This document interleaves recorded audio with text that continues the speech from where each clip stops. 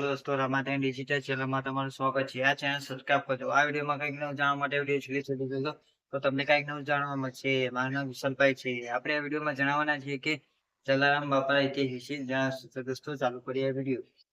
જલારામ બાપા ગુજરાતના પ્રસિદ્ધ સંત અને ભગવાન રામના પરમ ભક્ત તરીકે જાણીતા છે.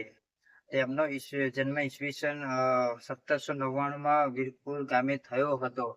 તેમના પિતાનું નામ પ્રધાન અને ઠક્કર માતાનું નામ રાજબાઈ હતું. બાળપણથી જલારામ બાપાની ભક્તિ અને સેવા પ્રત્યે ખૂબ જ લાગણી હતી. યુવાન વયમાં તેમણે વીરબાઈ માતા સાથે લગ્ન કર્યા, પરંતુ તેમનું જીવન ભૌતિક સુખ કરતા માનવ સેવા અને પરોપકાર માટે સમર્પિત રહ્યું.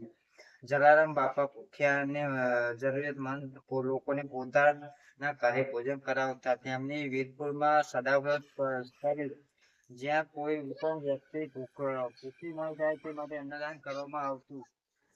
લોક માન્યતા અનુસાર ભગવાન શ્રી રામની કૃપાથી જલારામ બાપાને અખંડ અન્નની સેવા કરવાનો આશીર્વાદ મળ્યો હતો.